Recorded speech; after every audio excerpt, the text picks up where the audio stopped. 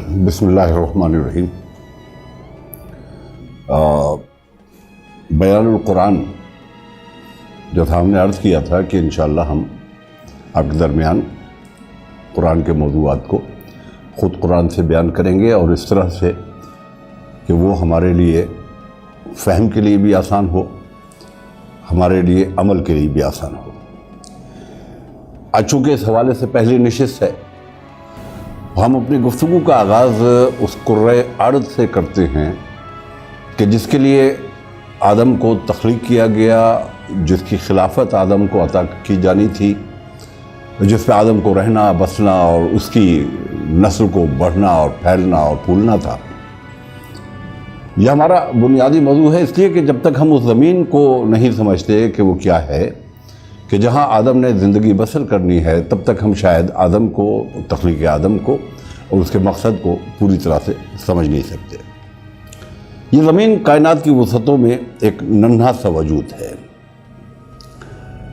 پوری گلیکسی اور many galaxies. تو رب کائنات تو بہت وسیع ہے، ہم احاطہ نہیں کر سکتے اس کا،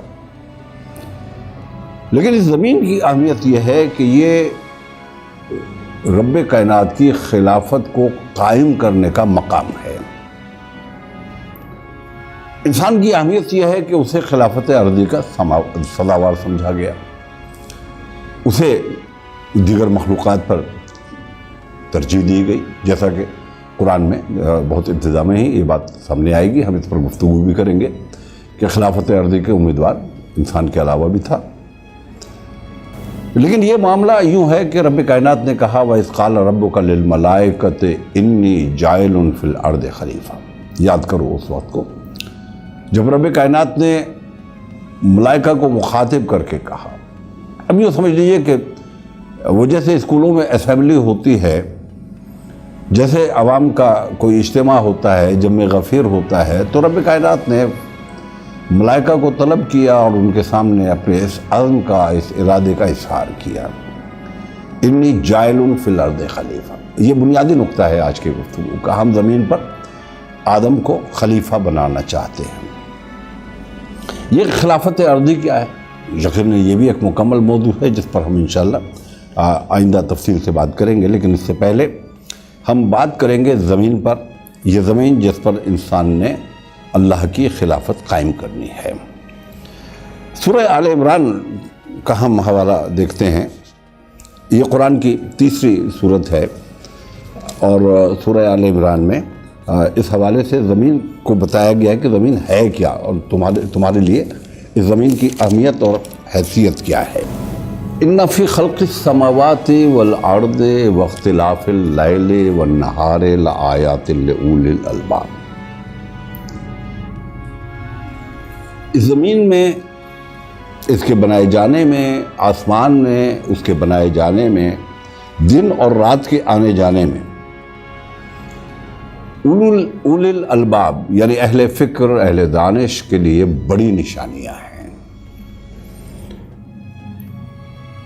آج تو ہم اسی پر بات کریں گے کہ یہ تو رب کائنات کا حکم ہے نا کہ ان فی خلق السماوات والارض واختلاف اللیل والنہار لآیات لأولی الالباب الذین یذکرون اللہ قیاما وقعودا وعلی جنوبہم یتفکرون فی خلق السماوات والارض۔ انسان ہے کیا؟ یہ اولی الالباب ہے کون؟ یہ دانشور، یہ دانشمند۔ ہماری زبان میں، ہماری دنیا میں، ہماری پریکٹس اور پریکٹیکل میں ہم نامعلوم کس کس کو دانشمند سمجھتے ہیں۔ جو امتحان میں کامیاب ہو گیا وہ دانشمند ہے، جو اچھی نوکری تک پہنچ گیا وہ دانشمند ہے، جس نے سیاست میں کامیابی حاصل کر لی وہ دانشمند ہے۔ رب کائنات کس کو کہہ رہے ہیں؟ یقیناً یہ اس وقت میرا موضوع نہیں ہے، میں اشارہ کر رہا ہوں۔ الذین یتفکرون فی خلق السماوات والارض الذین یذکرون اللہ قیاما وقعودا وعلی جنوبہم ویتفکرون فی خلق السماوات والارض۔ رب کائنات کے نزدیک عقل مند وہ ہے کہ جو اس زمین و آسمان کو، اس کے تخلیق کو، اس کے مقاصد کو سمجھنے کی کوشش کرے۔ اچھا، اس کوشش کا ایک نتیجہ نکلتا ہے، میں اس وقت اشارہ کر رہا ہوں، اس پر تفصیلی بات انشاءاللہ ہم آئندہ کریں گے۔ اس کے نتیجے میں وہ کہتا ہے ربنا ما خلقت ھذا باطلا، یا اللہ آپ نے کوئی چیز فضول نہیں بنائی۔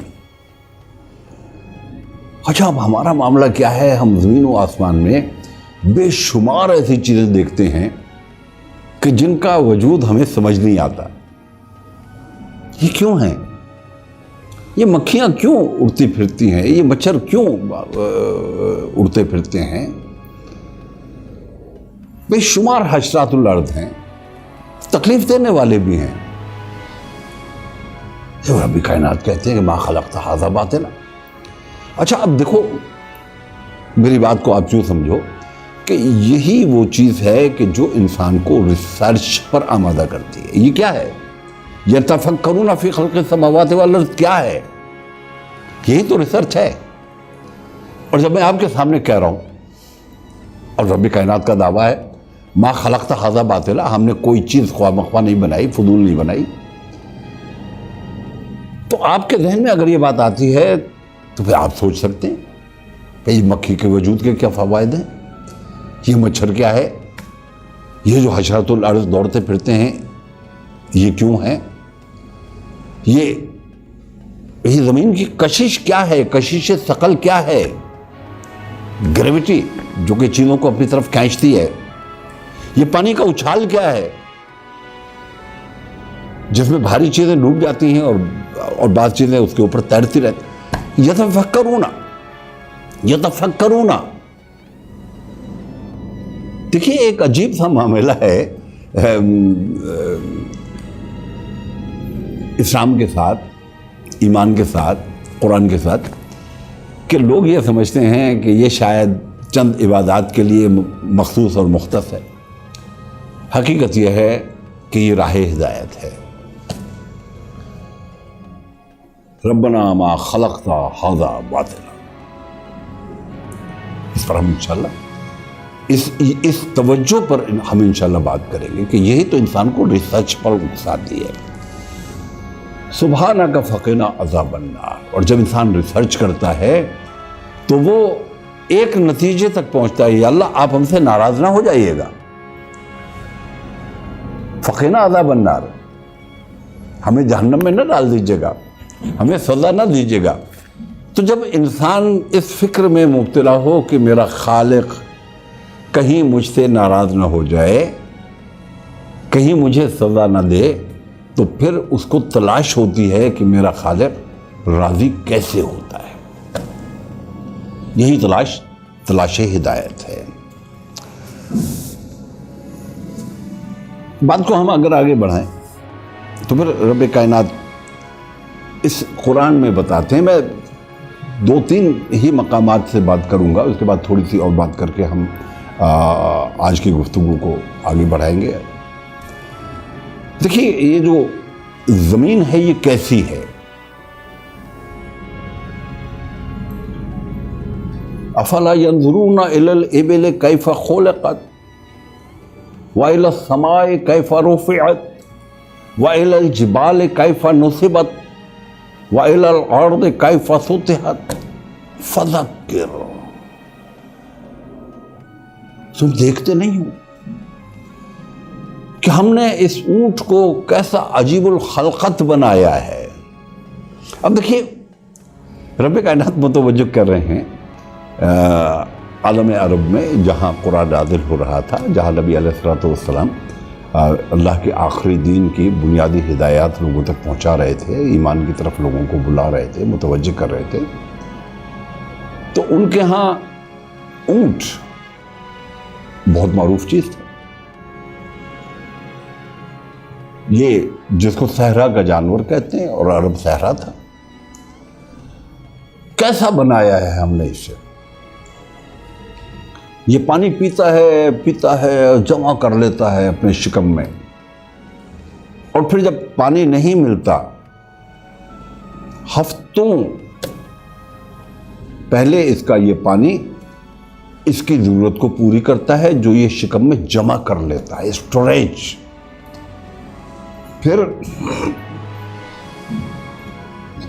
اس کی چربی اسے پانی کی ضرورت کو محسوس نہیں ہونے دیتی۔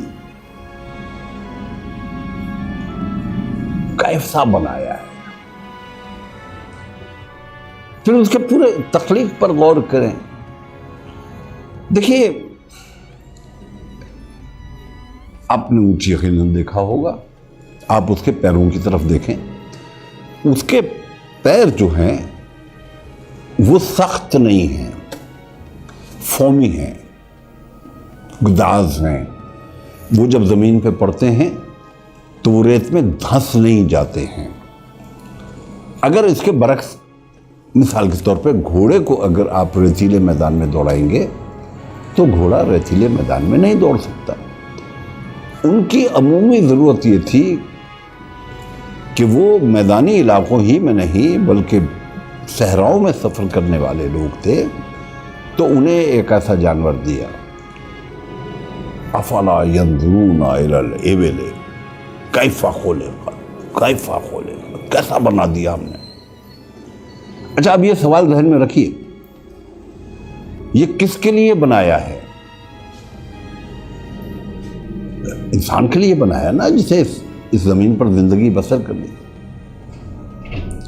وَإِلَى السَّمَاءِ كَيْفَ رُفِعَتْ، ہم نے کیسا آسمان تمہارے سروں پر قائم کر دیا۔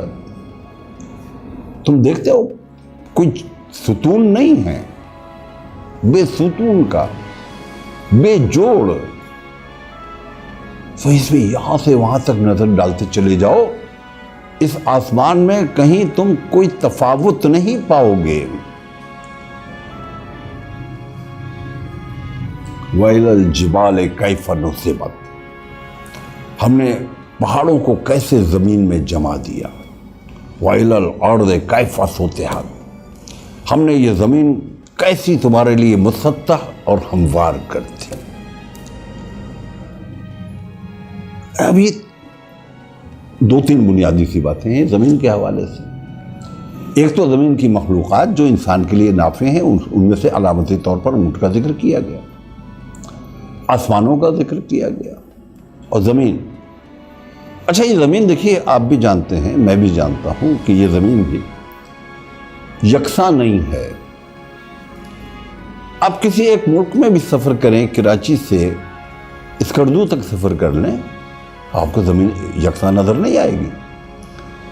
اس میں وہ میدان ہیں کہ جہاں بارشیں برستی ہیں اور زمین وہاں پر فصلیں اگاتی ہے، یا انسان اپنے طریقہ کار سے وہاں تک پانی پہنچاتا ہے۔ بارانی زمینیں بھی ہیں، نہری زمینیں بھی ہیں، اس میں چٹیل پہاڑ بھی ہیں، اس زمین میں صحرا بھی ہیں، اس زمین میں ہرے بھرے پہاڑ بھی ہیں۔ آپ بڑی چلے جائیں، اس کے متعلقہ علاقوں میں چلے جائیں، نتھیا گلی چلے جائیں، لمبے لمبے 90 فٹ اونچے، 100 فٹ اونچے چیڑ کے درخت ہیں، برف پوش پہاڑ ہیں۔ الحمدللہ پاکستان تو اس حوالے سے بہت ہی رب کائنات کی عطاؤں کا، اس کی نعمتوں کا بہت بڑا نمونہ ہے کہ یہاں پر بارانی، یہاں پر نہری، یہاں زمینیں ہیں، کاشت کے قابل زمینیں ہیں، یہاں پر صحرا ہیں، یہاں پر چٹانیں ہیں، یہاں پر خشک چٹانیں ہیں، یہاں پر سبز چٹانیں ہیں، اور یہاں پر کیٹو جیسا پہاڑ ہے، برف پوش، یا گلیشیئرز ہیں۔ یہ زمین دیکھیے، ہم غور اگر کریں اس پر، ہم اس پر بات کریں اور ایک ایک چیز کے بارے میں سوچیں کہ کیسا رب کائنات نے انتظام کیا ہے کہ ابھی انسان اس زمین پر پیدا نہیں کیا گیا تھا، اور اس کی پیدائش سے بھی بہت پہلے اس کے لیے اس زمین کو کیسا کر دیا گیا تھا۔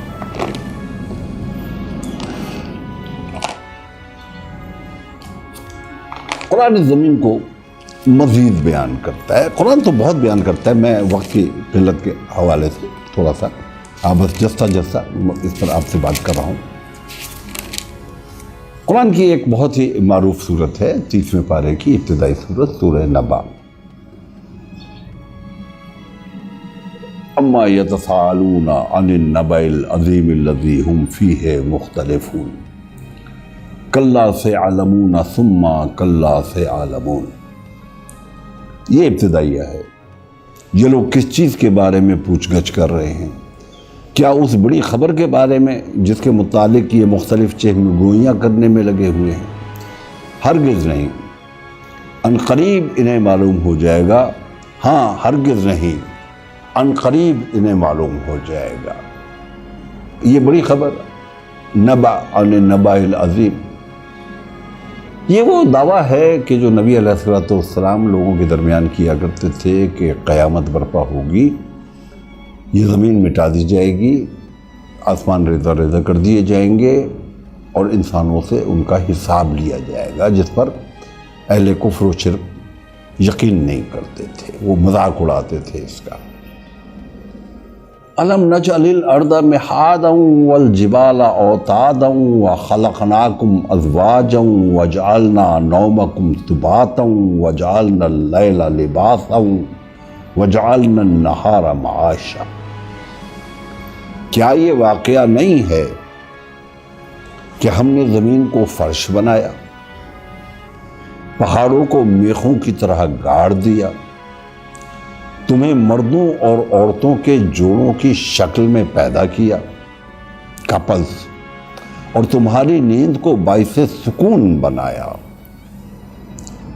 रात को पर्दापोश और दिन को माश का वक्त बनाया, और तुम्हारे ऊपर 7 मजबूत आसमान कायम किए और एक निहायत रोशन चिराग पैदा किया। वजालना नौमकुम सुबातम वजालना लैला लिबासन वजालना नहारा माशा व बनैना फौककुम सबअन शिदादन वजालना सिराजन वहाजा व अंज़लना मिनल मुअस्सिराति माअन सज्जाजन लिनुख़रिज बिही हब्बन व नबातन व जन्नातिन अल्फ़ाफ़ा। और बादलों से लगातार बारिश बरसाई ताकि इसके ज़रिए से गल्ला और सब्ज़ी और घने बाग उगाएं। देखिए, ये एक ब्रीफ है, एक बिल्कुल छोटी सी समरी है कि रब कायनात ने इंसानों के लिए ये ज़मीन बनाई। अच्छा, अब इसके इसी रुख पर गौर कर लीजिए। रब कायनात सबसे पहले ये कहते हैं, हमने ज़मीन कैसी बनाई ये हम एक जगह बात कर चुके हैं, एक जगह और बात कर लेंगे। फ़र्श बनाया, मैंने अर्ज़ किया कि मुख्तलिफ़ तरह की ये ज़मीन, इसकी सतहें, और पहाड़ों को मेखों की तरह गाड़ दिया। ये जियोलॉजी के लोग जानते हैं कि ये पहाड़ एक तवाज़ुन कायम किए हुए हैं। एक तरफ समंदर है, पानी है, बीच में ये सारे आपके ज़मीन रिहाइश के काबिल है, और पहाड़ है। यानी अगर समंदर इतने वसी इसीलिए हैं कि पहाड़ जो ज़मीन से उभरे हुए हैं वो एक तवाज़ुन को कायम किए हुए हैं। यकीनन ये एक ऐसा, जो इंजीनियर्स हैं वो जानते हैं, जियोलॉजिस्ट हैं जो जानते हैं, जो साइंसदान हैं वो जानते हैं कि तवाज़ुन मामूली तवाज़ुन नहीं है। फिर रब कायनात ने इंसान को जोड़ों की शक्ल में पैदा किया। दावा क्या है? तुम्हारी नींद को बाइसे सुकून बनाया। अभी हम सिर्फ जस्ता जस्ता इशारे कर रहे हैं जो रब कायनात ने किए हैं। इसमें ज़मीन का हवाला भी है, इंसान का हवाला भी है। ये नींद बाइसे सुकून कैसी है? बहुत थका हुआ इंसान,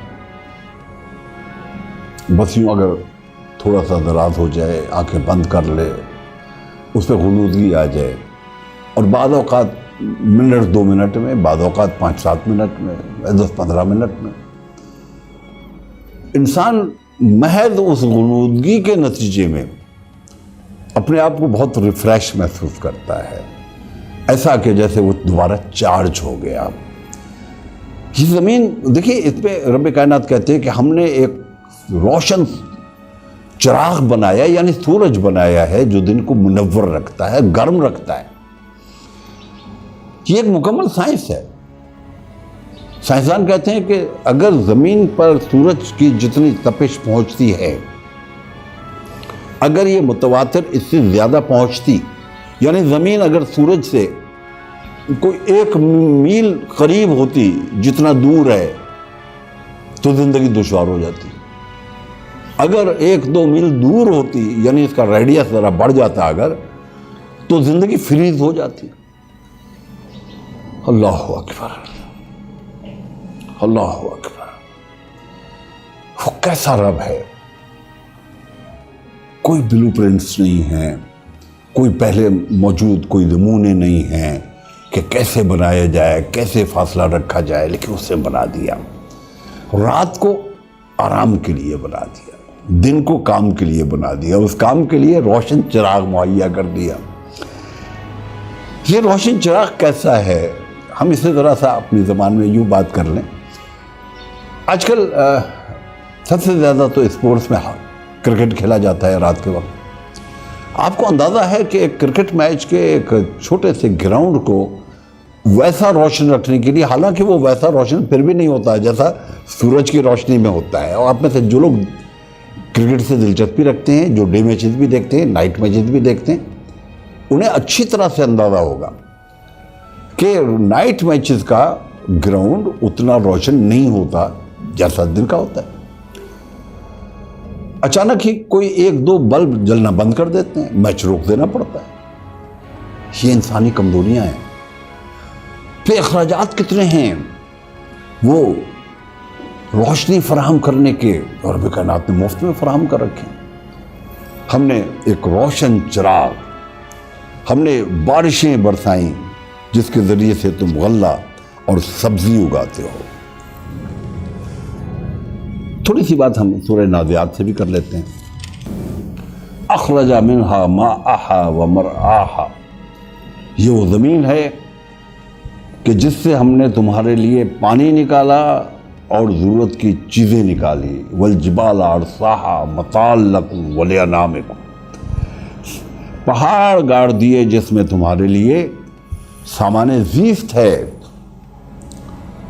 ان پہاڑوں میں کوئلہ ہے, ان پہاڑوں میں نمک ہے, ان پہاڑوں میں اور بے شمار معدنیات ہیں, ان پہاڑوں میں سونا ہے, ان پہاڑوں میں ہیرے ہیں. کس کے لیے؟ متاعا لکم ولانعامکم, تمہارے لیے. متاعا لکم, اے انسان تیرے لیے. یہ ایسی خوبصورت زمین, یہ ایسی سونا اگلنے والی زمین, یہ ایسی خزائن سے بھری ہوئی زمین تیرے لیے متاعا لکم. اور صرف تیرے لیے نہیں, ولانعامکم, تیرے مال مویشیوں کے لیے. تیرا ایسا خیال ہے, تیرا ایسا لحاظ ہے, صرف تو نہیں, تیرے ڈھور ڈنگر, تیرے مویشی بھی ہمیں عزیز ہیں. یہ قرآن ہے جو زمین کو اور زمین سے انسان کے تعلق کو بیان کر رہا ہے. حضرات گرامی, میں سورہ بقرہ کی چند آیات پر بات کر کے آج کے سیگمنٹ کو ہم ختم کرتے ہیں. ان تمام باتوں میں جو میں کرتا آیا ہوں, اس کے ساتھ ساتھ کچھ ایسی چیزیں ہیں کہ جن پر ہم تشریحات کریں گے وقتاً فوقتاً. دیکھیے, سورہ بقرہ کی جو آیات میں تلاوت کر رہا ہوں اس کا آغاز ہوتا ہے یا ایھا الناس اعبدوا ربکم, اے انسانوں اپنے رب کی بندگی کرو. میں ابھی بندگی پہ بات نہیں کر رہا, ہم بات کریں گے انشاءاللہ, جلدی بات کریں گے. الذی خلقکم والذین من قبلکم لعلکم تتقون, یہ بندگی کا مطالبہ رب کائنات اس لیے کر رہے ہیں کہ اس نے ہم کو پیدا کیا ہے. لیکن میں آپ سے عرض کیا کہ اس کی تفصیل ہم اس وقت بات کریں گے جب ہم عبودیت پر بات کریں گے, بندگی پر بات کریں گے. وہ ہے کون؟ الذی جعل لکم الارض فراشا والسماء بناء وانزل من السماء ماء. کون ہے کہ جو آپ سے بندگی کا مطالبہ کر رہا ہے؟ جس نے تمہارے لیے زمین کو فرش بنا دیا, آسمان کو چھت بنا دیا, آسمان سے تمہارے لیے پانی برسایا, اور اس کے ذریعے فَأَخْرَجَ بِهِ مِنَ الثَّمَرَاتِ رِزْقًا لَكُمْ, اس کے ذریعے اس زمین سے تم انواع و اقسام کی چیزیں پیدا کرتے ہو. اور پھر ایک چھوٹا سا مطالبہ، فَلَا تَجْعَلُوا لِلَّهِ أَنْدَادًا، خبردار کسی کو اس کا شریک نہ ٹھہرانا. کیسی زمین، یہ جو رب کائنات کہتے ہیں کہ ہم نے پانی برسایا، آپ کبھی غور کرتے ہیں؟ یہ پانی زندگی ہے. آپ کا اور ہمارا معاملہ یہ ہے کہ ہم گھر میں ٹیپ کھولتے ہیں، پانی آ جاتا ہے نلکے میں. ہمیں وضو کرنا ہو، ہمیں اپنی دیگر ضرورتیں پوری کرنی ہو، ہمیں پانی اپنے واش روم میں میسر ہوتا ہے، ہماری بہن بیٹیوں کو کچن میں میسر ہوتا ہے، ہماری گارڈننگ کرنی ہو تو ہمیں میسر ہوتا ہے، ہمیں گاڑی دھونی ہو تو پانی ہمارے گھر میں میسر ہوتا ہے. یہ پانی آپ تک کیسے پہنچتا ہے؟ آپ کہیں گے پانی پائپ لائنوں کے ذریعے سے پہنچتا ہے. بالکل ٹھیک ہے، پانی پائپ لائنوں کے ذریعے سے پہنچتا ہے. یہ پائپ لائنوں میں پانی کہاں سے آتا ہے؟ یہ دریاؤں سے آتا ہے، نہروں سے آتا ہے. یہ دریاؤں میں پانی کہاں سے آتا ہے؟ یہ بارشوں سے آتا ہے. اچھا، جب بارشیں نہیں ہوتی تب کہاں سے آتا ہے؟ یہ پہاڑوں میں. ہمارے ہاں ایک ہمارے دریاؤں کو پانی فراہم کرنے والی بہت بڑی جھیل مانسروور، اچھا وہاں سے آتا ہے. وہاں پانی کہاں سے آتا ہے؟ وہاں پانی گلیشیئرز پگھلتے ہیں.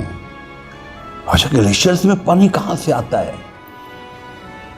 یہ جو پانی برستا ہے وہ گلیشیئرز پر جم جاتا ہے، لہذا گلیشیئرز جب پگھلتے ہیں ان کا حجم کم ہو جاتا ہے. پھر رب کائنات ان پہ پانی برساتا ہے، ان کا حجم پھر بڑھ جاتا ہے. اچھا، ان کے اوپر پانی کیسے برستا ہے؟ یہ پانی سمندروں سے بھاپ کی صورت میں اٹھتا ہے.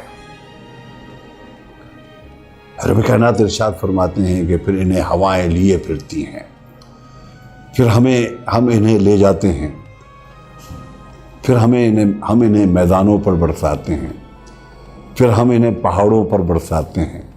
اور یہ جب ان ٹھنڈے ٹھار گلیشیئر تک پہنچتے ہیں تو یہ وہاں پر پانی برستا ہے اور جم جاتا ہے.